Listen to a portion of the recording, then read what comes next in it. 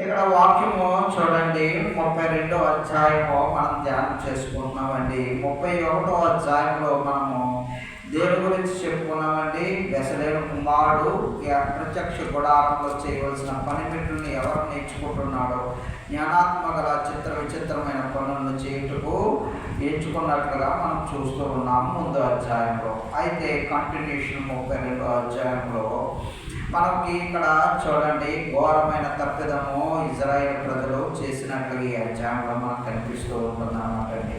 మోషే గారు కొండ దగ్గర అయితే తడువు చేయగా ఆలస్యం అయినందున ప్రజలు అహరోను యొద్దకు వచ్చారన్నమాట అండి. ఆలస్యము తడువు చేయగా, అయితే ఆలస్యమైనంత మాత్రాన వారు చూడండి, వారి యొక్క ఆజ్ఞలు కానీ సమస్యలు చెప్పినవన్నీ కూడా పెడచెవిన పెట్టి ఉన్నారు. పెడచెవిన పెట్టి ఏం చేస్తూ ఉన్నారంటే అహరోను గారి దగ్గరికి వెళ్ళి అంటూ ఉన్నారన్నమాట అండి. ఇక్కడ వారు ఏమై ఆలోచించారంటే, ఒక సందర్భంలో ముందు అధ్యాయంలో మనం ధ్యానం చేసుకున్నాం కదండి, అరణ్యములో ఆహారం లేదు, నీరు లేదు. ఆ సమయంలో ఏమని భావించారు వారు? మా మధ్యన దేవుడు లేడేమో, మా శ్రమలు వింటలేదేమో అని భావించి ఏం చేశారు? మోషే గారి మీద తిరగబాటు చేసి దూషించి తిట్టడం ప్రారంభించారు. ఎందుకనగా వారి యొక్క శ్రమలు వింటలేదేమో, మా ఆకలితో ఉన్నారు పిల్లలు, నీరుతో అల్లాడుతూ ఉన్నాము, ఇక్కడ లేడేమో అని భావించి చూడండి, వారి యొక్క శోధన సమయంలో వారికి తిరగబాటు చేయడానికి అవకాశము అపవాది కనిపించినట్లుగా చూస్తూ ఉన్నాము. అపవాది కూడా సమయము ఇక్కడ ఇవి అపవాదికి సమయము ఎలా వాడుకుందో చూడండి. వారు మోషే గారు తడువు చేస్తూ ఉండగా, మోషే గారు చనిపోయి ఉండొచ్చు, లేకపోతే మోషే గారు కొండ మీద నుంచి దేవుడి దగ్గరికి వెళ్ళిపోయి ఉండొచ్చు. రకరకాల ఆలోచనలు, ఇంకా కింద ఉన్న ప్రజలందరూ కూడా ఇక మోషే గారు రారేమో అనే ఆలోచనలతో వీరు ఏ నిర్ణయం తీసుకున్నారంటే చూడండి, ఆజ్ఞల్ని మర్చిపోయారు, అక్కడ దేవుడిని మర్చిపోయారు, మోషే గారిని మర్చిపోయారు. అహరోను గారితో అంటూ ఉన్నారన్నమాట అండి. అహరోను గారితో మా కొరకు ఒక దేవుణ్ణి దేవతని చేయండి అని చెబుతూ ఉన్నారన్నమాట. చూడండి, ఇక్కడ చెప్పినప్పుడు ఆయన ఏం చేశారంటే, ఆయన ఎందుకు చేశారనగా చూడండి, ఇక్కడ వారు చెప్పినట్లు చేయలేకపోతే వారు తిరగబాటు చేసి వారిని అహరోను గారిని సంహరిస్తారు. సరే అని చెప్పి ఆయన ఏం చేశారంటే, మీరు వెళ్ళి అయితే చెవు పోగులు ఇవన్నీ కూడా బంగారం తెస్తే ఒక రూపం వచ్చేసి, ఆవు రూపం వచ్చేసి దానికి బంగారం ముక్కలు పొదిగినట్లుగా మనం చూస్తూ ఉన్నాం అన్నమాట అండి. అయితే ఇక్కడ చూడండి, అయితే వారు అంటూ ఉన్నారు, ఆ విగ్రహాన్ని అంటూ ఉన్నారు, నువ్వే మమ్మల్ని ఇజ్రాయేల్ నుంచి రప్పించిన దేవుడివి దేవతవి అంటూ దాని చుట్టూ నాట్యము చేస్తూ ఉన్నారు, సంగీత ధ్వని చేస్తూ ఉన్నారు, అలాగే బలిపీఠము కూడా కట్టించి ఉన్నట్లుగా మనం చూస్తూ ఉన్నామండి. అయితే ఇక్కడ ఆ సందర్భంలో దేవుడికి కోపము వచ్చి ఉన్నది. వారు చేస్తున్న కార్యములు చూసి కోపము వచ్చి అప్పుడు ఏమంటూ ఉన్నాడంటే, మోషే గారితో చెప్తూ ఉన్నాడు అన్నమాట అండి, నువ్వు వీళ్ళు ఆ ప్రజలు చెడిపోయి ఉన్నారు, అయితే వారును మీద నా కోపాగ్ని రగులుకుంటుంది అని చెప్పినప్పుడు, అయితే ఇక్కడ చూడండి 32:12, నీ కోపాగ్ని నుండి మళ్ళుకొని నీవు నీ ప్రజలకు కీడు చేయక దాని గురించి సంతాపపడమని బతిమాలుతూ ఉన్నాడనమాట. మోషే గారికి చెప్తూ ఉంటే, అయితే కీడు చేయక అలాగే నువ్వు సంతాపపడమని చెప్పేసి దేవునికి ప్రార్థన చేస్తూ ఉన్నాడు. ఒక గొప్ప నాయకుడు చూడండి, వారు చేస్తున్న పాపములను బట్టి వారి పోయారు అని ఆయన అనుకోలేదు మోషే గారు. వారే కదా పాపం చేశారు, సంహరిస్తే సంహరించాడులే దేవుడు అని చెప్పి వదిలేయలేదు. ఆయన ఏం చేస్తున్నాడు? మరలా విజ్ఞాపన ప్రార్థన చేస్తూ ఉన్నాడు. నాయకుడైన వాడు ప్రజల కోసము ఆలోచన చేయాలి. వారి బాధలలో మనము బాధ పంచుకునేవాడై ఉండాలి. నాయకుడు యొక్క లక్షణము ఇప్పుడు ఫర్ ఎగ్జాంపుల్ లోకరీతిలో అయితే మామూలుగా అలాగే ఆలోచిస్తూ ఉంటాము, కానీ దేవుని పట్ల వారికి హృదయము జాలి కనికరం కలిగి దేవుడిని బతిమాలుతూ ఉన్నారన్నమాట అండి. వారు చేసిన కృత్యాలను బట్టి పాప క్షమాపణ కలిగించడానికి, ప్రసన్నం చేసుకోవడానికి మోషే గారి ప్రార్థనలు మళ్ళా వేడుకుంటున్నాడు అన్నమాట అండి. ఎలా ఏ విధంగా వేడుకుంటున్నాడండి? ఒకవేళ నువ్వు చంపేస్తే ఐగుప్తీయులు అన్య దేశము వాళ్ళు నవ్వుకుంటారు, మీ దేవుడు శక్తివంతమైన దేవుడు అరణ్యంలో తీసుకెళ్ళి సంహరించాడని వారు ఎలాకోలం చేస్తారు, నీకు అవమానం వస్తుంది, కాబట్టి ఈ కృత్యాన్ని క్షమించు అని చెప్పేసి పాప క్షమాపణ కోసము ఆయన ప్రతిమాలి వేడుకుంటూ ఉంటాడనమాట. ఈ అధ్యాయంలో పాప క్షమాపణ కలిగేటట్లు వేడుకుంటూ ఉంటాడు. మరలా ఇంకేంటంటే నీవు ఇచ్చిన ఆజ్ఞలను వాగ్దానాలను జ్ఞాపకం చేసుకోమని చెప్తూ ఉంటాడు. అబ్రహాంకి యాకోబుకి మళ్ళా కానానికి ప్రయాణం చేయిస్తానని చెప్పి వాగ్దానం ఇచ్చావు కదా, అవన్నీ జ్ఞాపకం చేసుకొని ఆయన కోపాన్ని తగ్గించడానికి కోసము ప్రార్థన చేస్తూ ఉంటాడు అనమాట.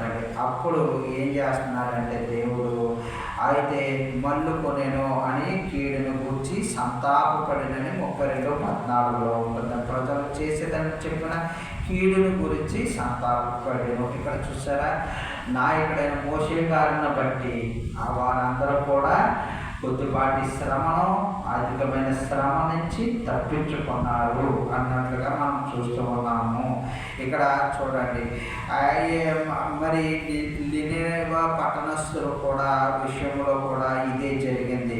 మొదటి రెండో దినపు వృత్తాంతం 30:9 ఉంటుందండి. మీ దేవుడైన యెహోవా కరుణా కటాక్షములు గలవాడు కనుక మీరు ఆయన వైపు తిరిగిన ఎడల ఆయన మీ యందు ప్రసన్నగును.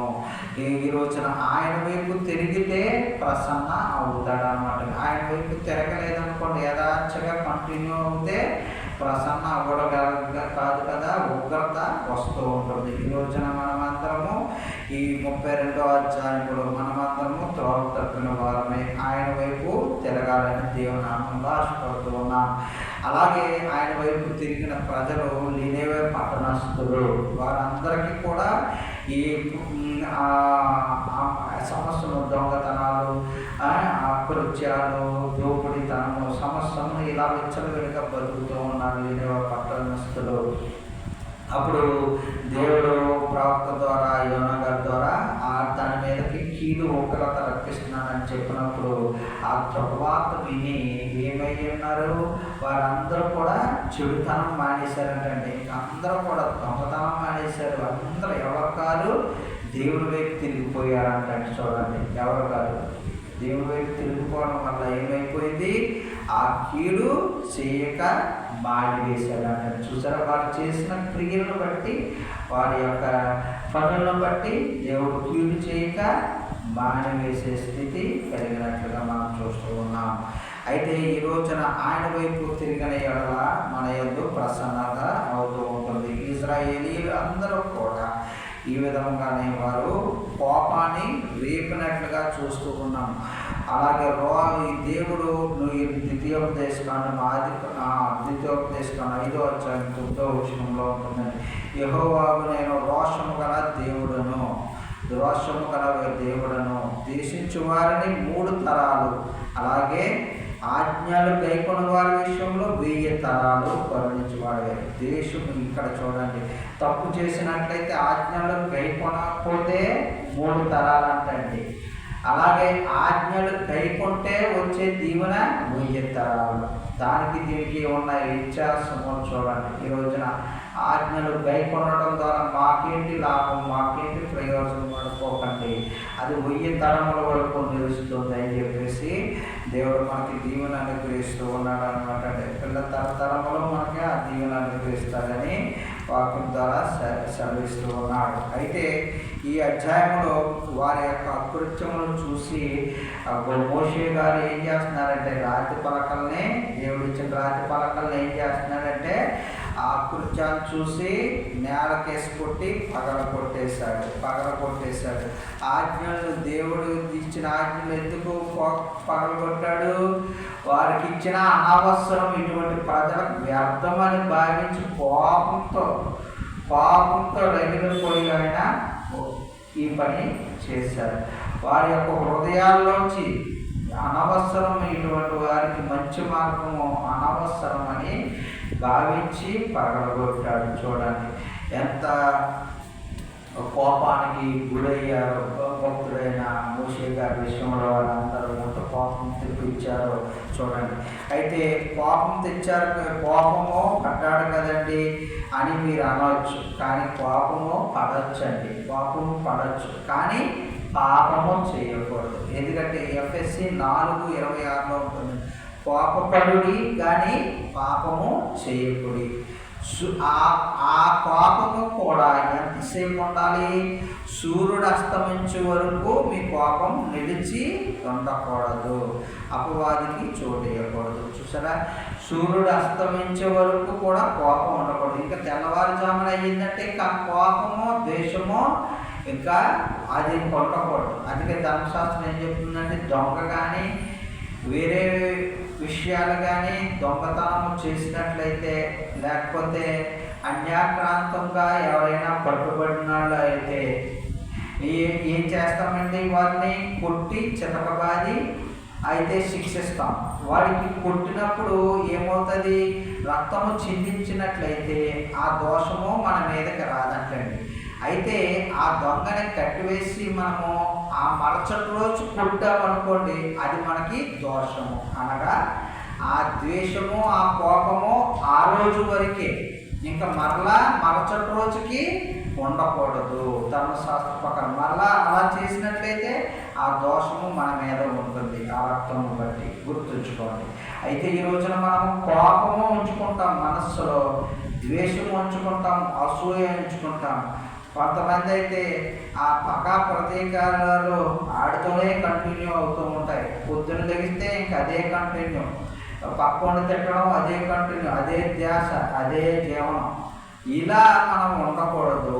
కోపపడుడి కానీ పాపము చేయకూడదు. ఆ కోపం కూడా ఎంతసేపు ఉండాలంటే ఉదయం వరకే ఉండాలి. తర్వాత ఉదయం వచ్చిందంటే ఇంకంతే, మరలా దాన్ని విడిచిపెట్టాలి.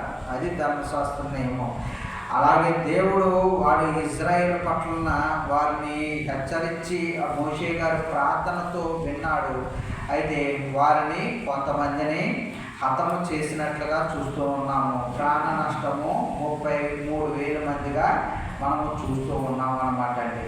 అయితే దానివల్ల ఎప్పుడైతే అపవాదికి వారు చోటిచ్చారో ఆ ద్రోడను చేసుకోవడము, అదే పూజించడము ఇది చేసుకున్నారో, అప్పటి నుంచి దేవుడు వారి మధ్యని వారిని బాధ పెట్టడము మొదలు పెట్టాడంటండి. చూడండి, అపవాదికి చోటు అప్పటి వరకు ఏ తెగులు వచ్చేది కాదు, వారికి ఏ రోగము వచ్చేది కాదు, ఏ అపాయం కూడా వచ్చేది కాదు. కానీ అప్పటి నుంచి చూడండి, ఎప్పుడైతే చోటు ఇచ్చారో అప్పటి నుంచి వారికి జ్వరాలు కానీ రోగాలు కానీ ఇటువంటివి సంభవిస్తూ ఉన్నాయి. ఈ రోజున మనమందరం గృహంలో వాటికి చోటు ఇవ్వడం ద్వారా మనకి శ్రమల్ని ఆహ్వానించినట్లుగా మనము చోటు ఇస్తూ ఉన్నాం. దేవుడు శిక్షించడానికి మనకి అవకాశం ఇస్తూ ఉన్నాం. అందువలన మనం ఆయన వైపు లెనివ పట్టణస్థులు తిరిగినట్లుగా మనము తిరిగి ఆ కోపాన్ని మనము మీద కీడు లేకుండా చేసుకోవాలని దేవుని నామంలో ఆశపడుతూ ఉన్నాం. అయితే 32వ అధ్యాయంలో చూడండి, యెహోవా వారిని బాధ పెట్టాను అని లాస్ట్లో ఉంటుంది. అందుకనే 35లో అయితే వారందరూ కూడా చేస్తున్న క్రియలను బట్టి ఈ రోజున వారందరూ కూడా సంతాపపడి మరలా దేవునిలోకి వచ్చినట్లుగా చూస్తూ ఉన్నాము. ఈ ఆజ్ఞలు మళ్ళా 33వ అధ్యాయంలో వీరు చేసిన అకృత్యాలను బట్టి మరలా ఇంకనూ వారికి ఎటువంటి శిక్ష విధించాడో మరలా కంటిన్యూషన్ 33వ అధ్యాయంలో చదువుకున్నామండి. దేవుడి వాక్యం దీవించును కాక. ఆమేన్.